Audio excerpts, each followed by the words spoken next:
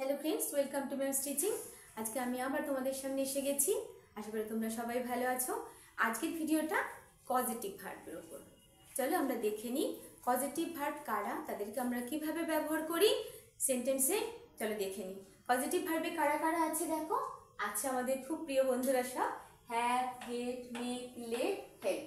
আজকে আমরা দেখব হ্যাভ, গেট আর মেকের ব্যবহার।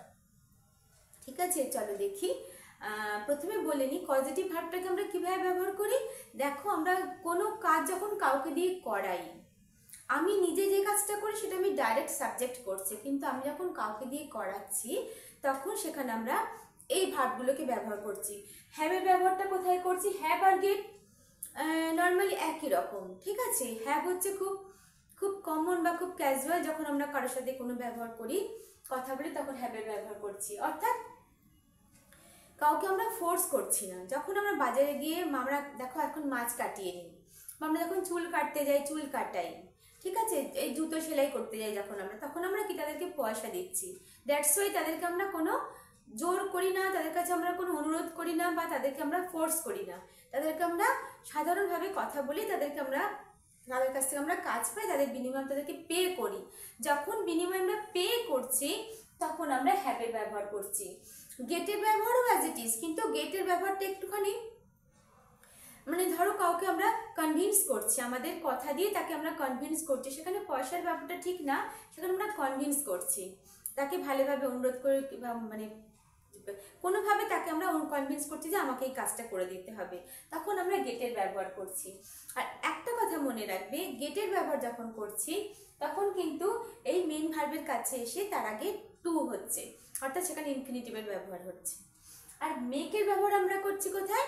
মেকের ব্যবহার আমরা করছি সেখানে যখন কাউকে আমরা ফোর্স করছি, আমরা জোর করছি করতে, এনি হাউ করতেই হবে, তখন আমরা মেকের ব্যবহার করছি। ঠিক আছে, চলো আমরা দেখে নিই। আমি যদি বলি, দেখো এখানে দুটো রুলস আছে, একটা হচ্ছে subject, CV means positive verb, এখানে হ্যাভ, গেট, মেক তুমি যেটা অ্যাকর্ডিং টু সেন্টেন্সের স্ট্রাকচার অনুযায়ী বলবে। এখানে অবজেক্ট, তারপরে V1, আর একটা আছে সাবজেক্ট, এখানেও পজিটিভ ভার্ব, সামথিং V3। তাহলে আমরা দুভাবেই এগুলোকে V1 দিয়ে ও V3 দিয়ে ব্যবহার করতে পারছি। যদি আমরা প্যাসিভে লিখি তখন আমরা তারপরে বাই দিয়ে সামওয়ান, সামথিং। ঠিক আছে, চলো দেখে নিই। এখানে আমি আমার গাড়ি ঠিক করিয়েছি, আমি আমার গাড়ি ঠিক করাই, সেটা আমি নিজে, কিন্তু আমি নিজে তো গাড়ি ঠিক করতে পারি না। তাহলে এখানে আমি কিভাবে লিখবো? আমি আমার গাড়ি ঠিক করে, যদি এখানে আমি হ্যাভের ব্যবহার করি, দেখো আই, এখানে হ্যাভ, আমি এখানে আজ ঠিক করিয়েছি, অর্থাৎ ঠিক হয়ে গেছে সেটা করানো। ঠিক আছে, তাহলে দেখো এখানে আমি হ্যাভ, হ্যাঁ, আমি আমার গাড়ি ঠিক করিয়েছি, I have my car repaired. যদি বলি তাকে দিয়ে, এই অবধি তুমি করতে পারো, কাউকে দিয়ে না, আমি আমার গাড়ি ঠিক করিয়েছি, আই হ্যাভ, এখানে হ্যাভ হবে কি had, I had my car repaired. যদি বলি তাকে দিয়ে, তখন তুমি এখানে লিখতে পারো by him, by her, by the man, by the boy, something something. ঠিক আছে, আর যদি তুমি এটা না লেখো, তাকে দিয়ে না লেখাতে চাও, বা ধরো সেন্টেন্সে নেই, তখন just I had my car repaired. আর যদি বলি আমি এরকম থাকে যে আমি ঠিক করাই, তখন আমি এখানে হবে হ্যাড, তখন কিন্তু আর হ্যাডটা হবে না, I have my car repaired. তাহলে আমি ঠিক করাই, তাহলে I have my car repaired. ঠিক আছে, কাকে দিয়ে? যদি তাকে দিয়ে বাই হিম। আন্ডারস্টুড? তাহলে আমরা কিভাবে দেখলাম, আই হ্যাভ, যদি বলি পাস্ট টেন্সে, তাহলে আই হ্যাড, আমি ঠিক করিয়েছি, তাহলে I had my car repaired by him. আমি ঠিক করাই, I have my car repaired. ঠিক আছে, আর আমি করাবো, তখন আমি কি লিখবো? I will have my car repaired by him. আর যদি বাই হিম না দিই, ব্যাস ওখানে স্টপ। তাহলে আমি হ্যাভের ব্যবহারটা কোথায় করলাম, কিভাবে করলাম? তখন খুব আমরা গাড়ি সারাতে পয়সা দিয়ে অবশ্যই করাই। I have cut my hair, I have my hair cut, cut cut cut, তাহলে কি হবে? I have my hair cut by him. আমি চুল কাটাবো, I will have my hair cut by him। ঠিক আছে, তাহলে এখানে হ্যাভ যদি আমি প্রেজেন্ট টেন্সে লিখি, তাহলে আমি করাই, তাহলে হ্যাভ, তারপরে অবজেক্ট, তারপরে V3। ঠিক আছে, আর যদি বলি আমি করিয়েছি, অর্থাৎ হয়ে গেছে, তখন হ্যাড। আর আমি করাবো I will have my car repaired by him. Understood?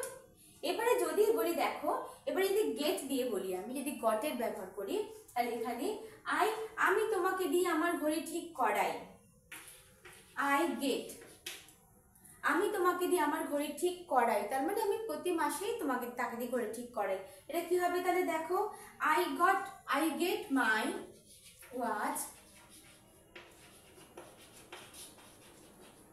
repaired by, এখানে you, by you, I get, আচ্ছা এইখানে repaired এর জায়গায় কি হবে, I get my watch to repair।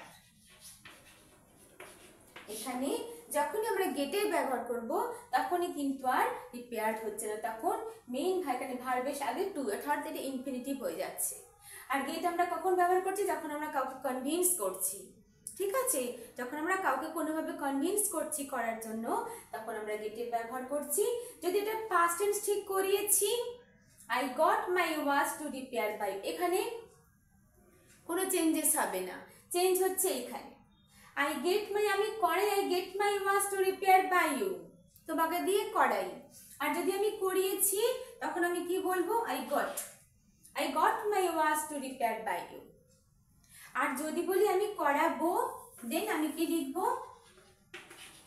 I will get my watch to repair by you। ঠিক আছে, এখানে কেন টু হলো, যেহেতু গেটের আগে যখন আমি করছি তখন এখানে টু ব্যবহার হচ্ছে। আদার্স কিন্তু হ্যাভ বা মেক এর সঙ্গে তুমি এখানে টু এর দরকার হয় না। আশা করি তোমাদের বোঝাতে পারলাম। দেখো, তাহারা আমাকে দিয়ে বাসন মাজায়, তাহারা আমাকে দিয়ে বাসন মাজায়, যদি আমি সাধারণভাবে বলি অর্থাৎ তাকে বাসন মাজায় অর্থাৎ কি তারা যে আমি পে করি তখন আমি হ্যাভ এর ব্যবহার করব। আর যদি তাকে আমরা ফোর্স করি তখন আমরা মেকের ব্যবহার করব। তাহারা, they make me clean their plates, they make me, তারা আমাকে দিয়ে মাজায়, আর তারা আমাকে দিয়ে মাজিয়েছে তখন they made me clean their plates, they made me clean their plates. এখানে তারা, এখানে আমি মেকটা কোথায় ব্যবহার করলাম, কারণ আমরা তাকে জোর করছি, তোমাকে মাজতে হবে এনিহাও। আমরা তাহাকে দিয়ে আমাদের ঘর পরিষ্কার করাই, তখন আমি কি লিখবো, যদি তাকে নর্মাল ভাবে বলি যে তাকে আমরা পয়সা দিই তখন আমরা হ্যাভ এর ব্যবহার করছি। আর যদি খুব অনুনয় করে বলি, কনভিন্স করি, তখন আমরা গেটের ব্যবহার করছি। আর এটা মনে থাকবে, গেটের সময় কিন্তু যখন এই যে পরিষ্কার ক্লিন মেইন ভার্ব আছে এখানে, তখন তার আগে টু ব্যবহার করছি। আন্ডারস্টুড? আমি তাকে দিয়ে আমার ঘর পরিষ্কার করাই, কি লিখবো বলো তো, আমি তাকে দিয়ে আমার ঘর পরিষ্কার করাই, আমি I make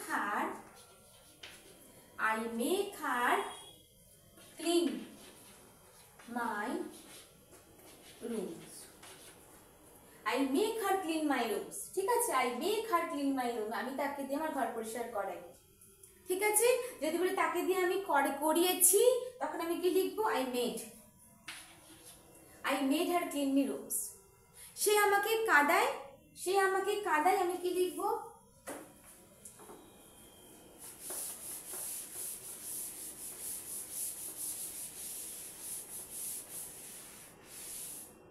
সে আমাকে কাঁদিয়েছে, সে আমাকে কাঁদায়, she makes me, এখানে she, এখানে makes me কেন, she third person singular number, এখানে মেক আমি ব্যবহার করতে, she makes me কি হবে, she makes me weep। আর সে আমাকে কাঁদিয়েছে, she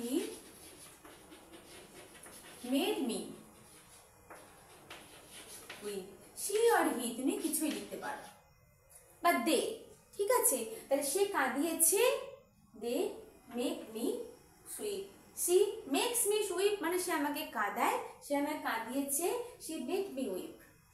ঠিক আছে, এবারে দেখো, যদি আমি বলি তাহারা আমাকে যাদের ঘর পরিষ্কার করিয়েছে, তাহারা আমাকে যাদের ঘর পরিষ্কার করতে মানে বাধ্য করিয়েছে, তখন আমি কি লিখবো, আচ্ছা যদি আমি গেট দিয়ে লিখি তাহলে আমি কি লিখবো, তাহলে দেখো I get the man to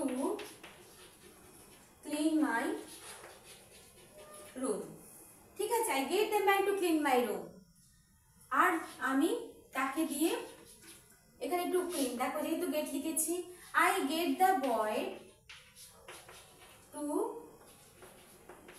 write my story or write my letter.